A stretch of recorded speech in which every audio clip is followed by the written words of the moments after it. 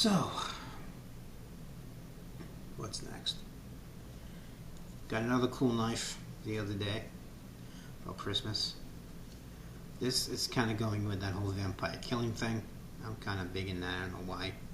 But I kind of like that whole religious kind of mayhem kind of thing. I found this knife. I really dug it. My wife picked it up for me for Christmas. But it's just a badass little knife. I mean, actually, it's a big knife. It's beefy. It's heavy. I've never seen this knife before. I actually looked around. No one else has this knife. Now, it is made by Tac-force, so I think Tac-force might be M-Tech, I think, something like that. It's got a cross right there. It's coffin-shaped handle, and it's got a nice little belt clip on it. It's got a cross on the belt clip too.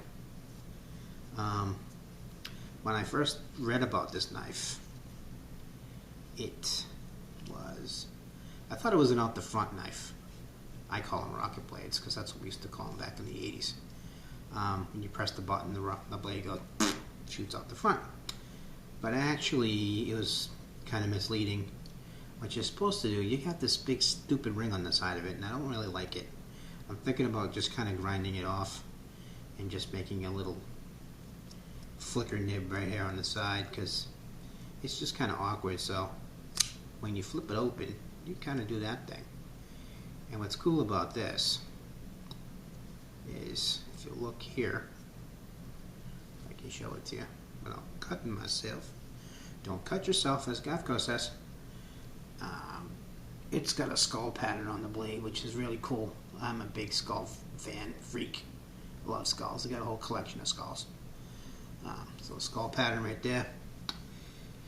And it's pretty beefy. It actually looks like a double-edged blade, but it's not. It is. This side is actually dull.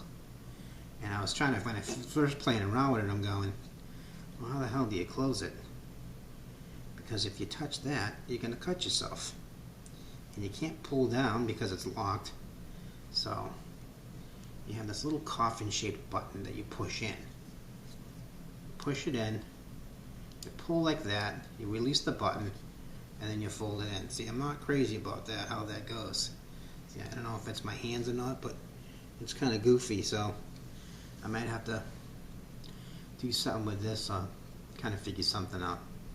This is making an awesome EDC kind of looking thing. This is just, it's mean looking. It's kind of, I don't know, I like that, but it's made by, it's one of these cheesy knives, you know, budget, not cheesy actually, it's low budget.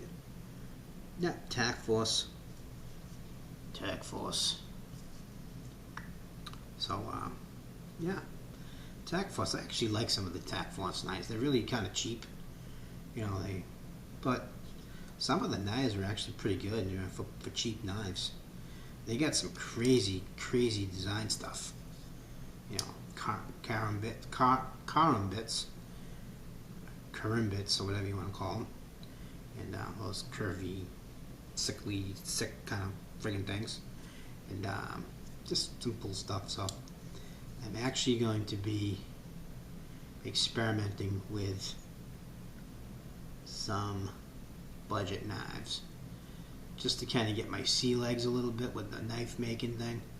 I think what I've decided to do is I actually got some over here to the side of my bench over here, as I picked up some really cheap budget knives, just what most people would consider garbage, you know. And what I've always done is I just take stuff apart, look at the guts, look at the innards, and figure how it's made, figure how it's put together, and make a knife, you know, just figure it all out. I got some stuff over here.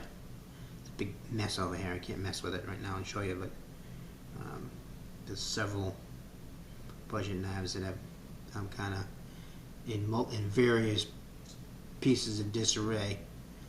You know, the fixed blades are pretty easy to deal with, but when you get stuff like this, there's potential springs and bearings and stuff like that involved, and that can get interesting because I'm not really confident in my folder skills right now. So, but that'll change. So that's that. Hope you find your serenity in 2013. I'm out.